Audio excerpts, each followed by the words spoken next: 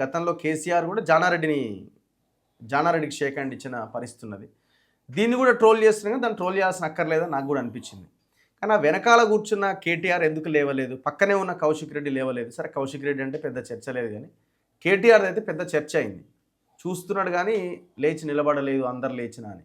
So దీన్ని అంతగా సీరియస్గా తీసుకోవాల్సిన అవసరం ఉందా? అంటే ప్రతి రాజకీయాల్లో ప్రజా జీవితంలో ఉన్న ప్రతి సందర్భంలో ప్రతి నాయకుడు వ్యవహరించే తీరు ప్రజల్లో చర్చకు వస్తుంది. ప్రజలు వాళ్ళ అభిప్రాయాల్ని సహజంగానే ఎక్స్ప్రెస్ చేస్తూ ఉంటారు. జనరల్గా మీరు అన్నట్టు గతంలో కేసీఆర్ గారు జానారెడ్డి గారిని కలిసిన సందర్భం 2014లో తెలంగాణ రాష్ట్రం ఏర్పడ్డ తర్వాత జరిగినటువంటి మొదటి శాసనసభ సమావేశాల్లో టీఆర్ఎస్ అధికారంలోకి వచ్చింది. ప్రతిపక్ష పార్టీగా కాంగ్రెస్ ప్రతిపక్ష పార్టీ హోదాలో ఉంది.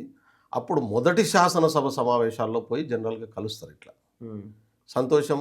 2 సంవత్సరాల తర్వాత జరిగినటువంటి శాసనసభ సమావేశాల్లోనన్నా ప్రతిపక్ష నాయకుడు వచ్చి కూర్చున్నాడు. జనరల్గానైతే ఈ ప్రభుత్వం ఏర్పడడానికి రిజల్ట్స్ వచ్చిన తర్వాత జరిగే మొదటి శాసన సమావేశాల్లోనే ఇట్లా కలుసుకుంటారు, పోయి మర్యాదపూర్వకంగా కలవడం అనేటటువంటిది అది పద్ధతి, మర్యాద. ఈవెన్ స్పీకర్ ఎన్నికప్పుడు కూడా కలిసి స్పీకర్ను చైర్లో కూర్చోబెట్టడం అనేటటువంటిది కూడా ఒక మర్యాద, గౌరవం అనేటటువంటి పద్ధతి ఉంటుంది. శాసనసభలో కానీ, పార్లమెంటు, లోక్సభలో కానీ, రాజ్యసభలో కానీ, శాసన మండలిలో కానీ ఈ సాంప్రదాయం కొనసాగుతూ ఉంది. దీన్ని పాటిస్తారు అందరూ. కానీ తెలంగాణ రాష్ట్రం వచ్చిన తర్వాత ప్రజాస్వామ్య పద్ధతికి తిరోధకాలు ఇచ్చేటటువంటి పద్ధతిలో గత ప్రభుత్వం పనిచేయడం, రేవంత్ రెడ్డి గారు ముఖ్యమంత్రి గారు ఎన్నోసార్లు ఓపెన్గా, ఎందుకంటే కేసీఆర్ గారు తెలంగాణ ఉద్యమంలో ఉన్నాడు. తెలంగాణ రాష్ట్రం వచ్చిన తర్వాత కొత్త రాష్ట్రానికి 10 సంవత్సరాలుగా తానే ముఖ్యమంత్రికి పనిచేసిండు, అనుభవం ఉంటుంది. ఓకే, కాబట్టి మీరు నిజంగానే మాకు ప్రజలు ఇవాళ అధికారం ఇచ్చారు కాబట్టి మీ అనుభవాన్ని జోడించి ఒక ప్రతిపక్ష నాయకుడిగా మనం ప్రజల డబ్బులతోని మనం జీతాలు తీసుకుంటున్నటువంటి వాళ్ళంగా వాళ్ళకు వచ్చి సలహాలు సూచనలు ఇవ్వండి అని చాలాసార్లు చెప్పిండు. సరే మొన్న కూడా కేసీఆర్ గారు వచ్చారు, సంతోషం. 2 సంవత్సరాల తర్వాత అసెంబ్లీలో అడుగుపెట్టిండు. జనగణమన అయిపోగానే మళ్ళీ వెళ్ళిపోయిండు.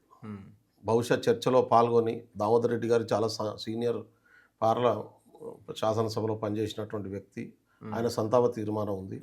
నేనైతే దాని మీద మాట్లాడతాడు, కనీసం 1 గంట సేపు అన్న కూర్చుంటాడు అనేది అందరూ అనుకున్నారు. కానీ తన జ్ఞానాన్ని కానీ తన అనుభవాన్ని కానీ కేసీఆర్ ఏం తెలంగాణ కోసం ఉపయోగించేటట్టు కొడతలేదు నాకు మొన్నటి సమావేశాలు చూసిన తర్వాత.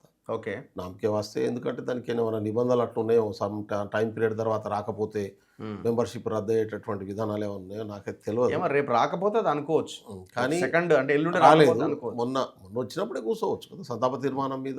ఇప్పుడు దామోదర్ రెడ్డి గారితో తెలంగాణ ఉద్యమంలో పనిచేసినటువంటి వ్యక్తి, దామోదర్ రెడ్డి గారు 69 ఉద్యమంలో పనిచేసినటువంటి వ్యక్తి, దామోదర్ రెడ్డి గారు సీనియర్ నాయకుడు. ఆయన మీద జరిగేటటువంటి సంతాప తీర్మానంలో పాల్గొని మాట్లాడడానికి పెద్దగా అడ్డంకి ఏముంటుంది కేసీఆర్ గారికి? అది పెద్ద సమస్య కాదు కదా. కనీసం క్వశ్చన్ అవర్ ఏదైనా కూర్చోవచ్చు కదా. మొదటి గంట సేపు క్వశ్చన్ అవర్ అయ్యి ప్రజల సమస్యలు ఏమైనా ప్రస్తావించదలుచుకుంటే కూడా ప్రస్తావించవచ్చు కదా, ఆయనకు ఆ వెసులుబాటు ఉంటుంది కదా. కానీ తను ఆ పని చేయకుండా 2 నిమిషాలు కూర్చొని వెళ్ళిపోయాడు. సరే, ఏది ఏమైనా కేసీఆర్ గారు వచ్చిన తర్వాత గౌరవ ముఖ్యమంత్రి చాలా హుందాగా ప్రతిపక్ష నాయకుడిని ఎట్లా గౌరవించాలనో, సీనియర్లను ఎట్లా గౌరవించాలనో ఆ పద్ధతిలో తానే కేసీఆర్ గారి దగ్గరికి వెళ్ళి కళాచలనం చేసి నమస్కారం చెప్పిండు.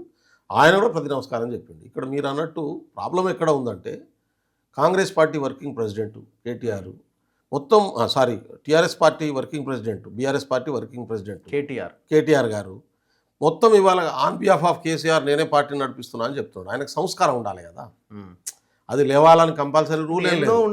ఇప్పుడు రేవంత్ రెడ్డి మీద నీకు వ్యతిరేకత ఉంటే ఉండొచ్చు కాక, కానీ ముఖ్యమంత్రికి గౌరవించాల్సినటువంటి సంస్కారం లేకపోతే ఎట్లా? సెల్ఫ్ రెస్పెక్ట్ అని ట్రోల్, అది సెల్ఫ్ రెస్పెక్ట్ కాదు, అహంకారం అది. నేను ఇంతకుముందు కూడా మన డిస్కషన్లే అన్నాం, కేటీఆర్ ఇంకో సంవత్సరం ఉంటే ఆ బీఆర్ఎస్ దుకాణం బంద్ అవుతుంది టీఆర్ఎస్ అని చెప్పిన నేను. ఇప్పుడు 25% కూడా రాని పరిస్థితిలో పడిపోయింది. అంటే ఇంత 1 సైడెడ్గా పంచాయతీ ఎన్నికల ఫలితాలు 66%, 65% కాంగ్రెస్ పార్టీ వైపు రావడం అనేటటువంటిది మామూలు విషయం కాదు. టీఆర్ఎస్ పార్టీ అధికారంలో ఉన్నప్పుడు కూడా ఎప్పుడు అంత రాలే, టీఆర్ఎస్కి కూడా రాలే. వాళ్ళ అధికారంలో 10 సంవత్సరాలు అన్నారు కానీ రాలేదంత రిజల్ట్. కానీ ఇవాళ 1 సైడెడ్గా ఇవాళ కాంగ్రెస్కి రిజల్ట్ వచ్చినటువంటి పరిస్థితి ఉంది.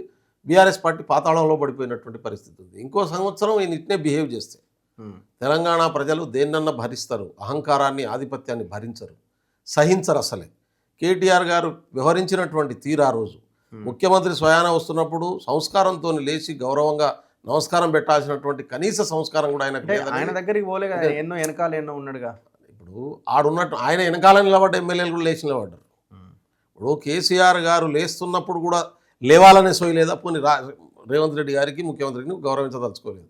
కానీ మీ తండ్రి ప్రతిపక్ష నాయకుడు, నీ పార్టీకి ఆయన ఫ్లోర్ లీడరు, ఆయన లేచి నిలబడుతున్నప్పుడన్నా వెనక నుంచి లేవాలనే సోయి లేదా?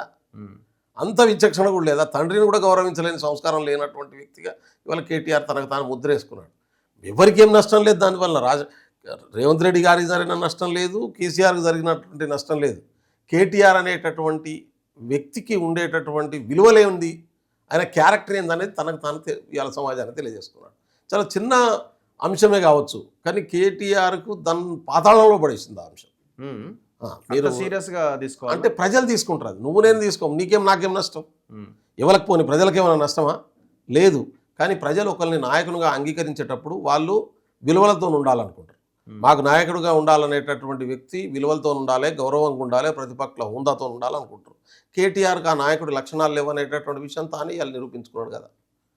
కేటీఆర్ తను తాను తక్కువ చేసుకున్నాడు కదా, తను తాను డిగ్రేడ్ చేసుకున్నాడు కదా. అటు రేవంత్ రెడ్డి గారికి ఏం నష్టం లేదు, ముఖ్యమంత్రి గారికి